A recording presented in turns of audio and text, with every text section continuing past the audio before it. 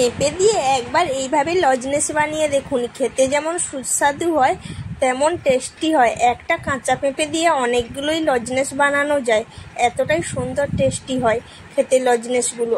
আর কম ঝামেলার মধ্যেই ঝটপট করে তৈরি হয়ে যায় এই লজনেস। নমস্কার বন্ধুরা, আপনারা সবাই কেমন আছেন? আশা করি ভালো আছেন। তো আমি খুবই ভালো আছি।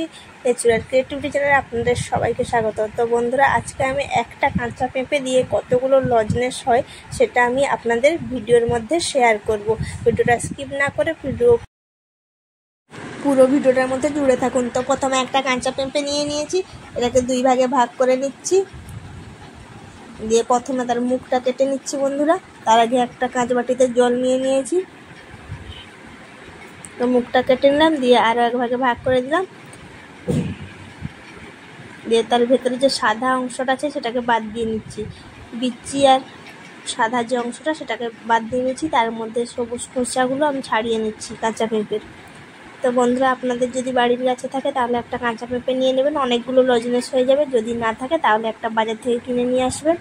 তো এটাকে আমি এখন ছোট ছোট কুচি কুচি করে কেটে নেব। তো কাঁচা পেঁপের লজনেসটা খেতে খুবই দারুণ সুস্বাদু হয়, এবং ছোট বাচ্চারা কাঁচা পেঁপে যেহেতু খেতে চায় না, তাদের জন্য এইভাবে লজনেস বানিয়ে খাওয়ান, একদম খুব সুন্দরভাবে খেয়ে নেবে, কোনো ঝামেলা না করে খেয়ে নেবে। কিন্তু কাঁচা পেঁপেটা খেতে পারে না, কারণ কাঁচা পেঁপের মধ্যে কোনো রকম টেস্ট থাকে না ভালো, তার জন্য কাঁচা পেঁপেটা ছোটো বাচ্চারা খেতে চায় না। তো আপনারা এইভাবে লজনেস বানিয়ে বড় থেকে ছোটরা সবাই খেতে পারবেন। বিশেষ করে ছোট বাচ্চাদের তো লজনেস খুবই ভালো লাগে খেতে। তো লজনেসও খাওয়া হবে আর পেঁপেটাও খাওয়া হবে। তো দেখুন, এইভাবে আমি সব পেঁপে কেটে নেব। তো আপনারা ছোট কিংবা বড় পেঁপে নিতে পারেন, সেটা আপনাদের পছন্দ অনুযায়ী নিয়ে নেবেন। তো এই যে পেঁপের কিন্তু সবুজ অংশটা একদম রাখা যাবে না, এটা কিন্তু একদম বটির সাহায্যে বাদ দিয়ে দিতে হবে। আপনারা যদি বটিতে না কাটতে পারেন তাহলে ছুরি দিয়েও কেটে নেবেন। তো দেখুন বন্ধুরা, কাঁচা পেঁপের মধ্যে কিন্তু ভিটামিন এ আছে আর প্রচণ্ড পরিমাণে ফাইবার আছে। কাঁচা পেঁপে কিন্তু প্রচুর ভিটামিন বন্ধুরা। তো বন্ধুরা দেখুন, আমি পুরো পেঁপেটাকে কেটে নিয়েছি। তো এখন একটা মিক্সি জার নিয়ে এসেছি, এই মিক্সি জারের মধ্যে দিয়ে নিচ্ছি পেঁপেটাকে। দিয়ে এটাকে ভালোভাবে গ্রাইন্ড করে নেব। আপনারা চাইলে কিন্তু শিলনোড়ায়ও করে নিতে পারেন, বেটে নিতে পারেন, যদি আপনাদের হাতের কাছে সময় থাকে। তো আমি মিক্সি জারে বেটে নিচ্ছি। তো আমি এর মধ্যে অল্প একটু জল দিয়ে নেব যদি লাগে, যেহেতু পেঁপে থেকে জল বেরোয় তাই প্রথমে দিচ্ছি না। তো চলুন বেটে নিয়ে আসি। তো বেটে নিয়ে চলে এসেছি দেখুন বন্ধুরা। তো বন্ধুরা, এর মধ্যে আমি অল্প একটু জল দিয়েছিলাম।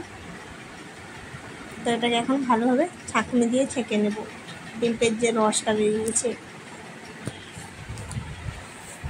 তা অনেকটাই ডেলা ডেলা আছে দেখুন। আমি হাত দিয়ে ভালোভাবে ছেঁকে নিচ্ছি, আপনারা চাইলে একটা চামচ দিয়েও চেপে নিতে পারেন। তো আমি হাত দিয়ে ভালোভাবে নিগড়ে নিচ্ছি রসটা। হাত দিয়ে ভালো রসটা নিগড়ানো যাবে, তাই আমি হাত দিয়ে করছি। আর কতটা দেখুন বেরিয়েছে, পেঁপের যে অংশটা বেরিয়ে গেছে, তার পেঁপের রসটা কতটা বেরিয়েছে দেখুন। তো এতটা হলেই হয়ে যাবে। তো প্রথমে আমি গ্যাসটা জ্বালিয়ে নিচ্ছি, তার উপরে কড়াইটা চাপিয়ে দিলাম। দিয়ে যে পেঁপের রসটা আছে সেটা দিয়ে নিচ্ছি। আপনারাও বাড়িতে একবার হলে এইভাবে লজনেস বানাবেন। তা দেখুন পেঁপের রসটা কত সুন্দর ফুটছে। এইভাবে ফুটিয়ে নিতে হবে পেঁপের রসটাকে ভালোভাবে। তার মধ্যে আমি দিয়ে দিচ্ছি চিনি। তো চিনিটা বাটির অর্ধেকটাই নিয়েছি, যেহেতু বড় বাটি। তো অল্প অল্প করে দেবো আর নাড়তে থাকবো। আপনারা কিন্তু চিনির বদলে বাতাসাও দিতে পারেন, অনেকেই চিনি পছন্দ করেন না, যদি চিনি ছাড়া আপনারা বাতাসাও দিয়ে নিতে পারেন, চিনি যদি আপনারা না খেতে চান। বাতাসা দিলেও এই লজেন্সটা তৈরি হয়ে যাবে। তাই অনবরত নাড়তে হবে, চিনিটা দিলে গলে যাবে। তো দেখুন বন্ধুরা, চিনিটা কিন্তু গলে যাচ্ছে। তো এইভাবে গ্যাসটার আঁচটা কিন্তু কম রেখে এইভাবে অনবরত নাড়তে হবে। বেশ সুন্দরভাবে মেল্ট হয়ে যাবে, চিনিটা দিয়ে পেঁপে রসের সঙ্গে মিশে যাবে। তো দেখুন কতটা হয়েছে দেখুন। তো আমি হাত দিয়ে একটু দেখছি, একটু চিটচিটানি ভাব আছে নাকি। যখনই আপনারা বুঝবেন কখন লজেন্সটা হলো, যখনই আপনারা দেখবেন চিনির রসটা একটা দড়ির মতন সুতোর মতন হচ্ছে, তখনই বুঝবেন যে এটা লজেন্সের জন্য রেডি হয়ে গেছে। নাহলে একটু জলে ফেলে দিয়েও দেখতে পারেন। গ্যাসটা আমি বন্ধ করে নিয়েছি। এখন আমি একটা প্লেট নিয়ে এসেছি, এর মধ্যে আমি অল্প একটু সাদা তেল দিয়ে নেব, 1 থেকে 2 ফোঁটার মতন দিয়ে হাত দিয়ে ভালোভাবে চারদিকে দিয়ে নিচ্ছি। দিয়ে যখন লজেন্সটা তৈরি হয়ে যাবে ভালোভাবে থালা থেকে উঠে আসবে। তো আমি ভালোভাবে মাখিয়ে নিয়েছি। তো এখন আমি এই যে পেঁপে আর চিনির যে মিশ্রণটা করেছিলাম সেটা প্লেটে ঢেলে নিচ্ছি। তা কালারটা দেখুন কত সুন্দর এসছে। এটাকে আমি ঠান্ডা হতে দেব। তো বন্ধুরা, এটাকে আমি 2 ঘন্টার মতন রেখে দেবো, দিলে ভালোভাবে সেট হয়ে যাবে আর ভালোভাবে ঠান্ডাও হয়ে যাবে। দিলে আমার লজেন্সটা করতে খুবই সুন্দর হবে। তো বন্ধুরা, আমি 2 ঘন্টার পরে আবার ফিরে আসছি। তো এইভাবে আমি নর্মাল টেম্পারেচারে রেখে দেবো। তো 2 ঘন্টার পরে ফিরে এলাম, দেখুন আর কত সুন্দর সেট হয়ে গেছে দেখুন। তো একটা ছুরি দিয়ে আমি ছাড়িয়ে নিচ্ছি।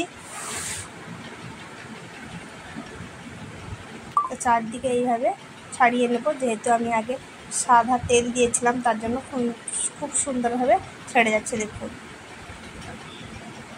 দিলে লজেন্সটা করতে খুবই সুবিধা হয়, এইভাবে তৈরি করলে একদম কাঁচের মতন হবে লজেন্সটা।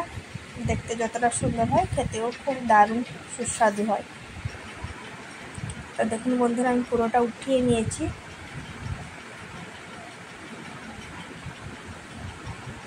তো আমি অল্প অল্প একটু নিয়ে লজেন্স বানিয়ে নিচ্ছি হাতের সাহায্যে। এই তেলটা দেওয়ার জন্য কতটা সুন্দর লাগছে দেখুন, লজেন্সটা দেখতে পুরো কাঁচের মতন হয়েছে। তো একটা প্লেটে আমি রেখে নিচ্ছি। এইভাবে অল্প অল্প করে নিয়ে সবগুলো লজেন্স বানিয়ে নেব। একদম ছাঁচ ছাড়াই খুব সুন্দরভাবে লজেন্স বানানো হয়।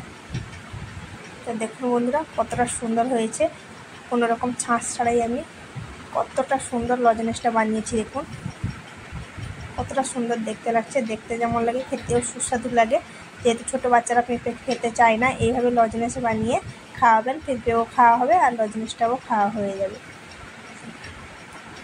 তো বন্ধুরা, আপনাদের যদি এই ভিডিওটা ভালো লাগে লাইক শেয়ার কমেন্ট সাবস্ক্রাইব করে পরবর্তী ভিডিওতে আবার দেখা হচ্ছে। সবাইকে টাটা, বাই বাই।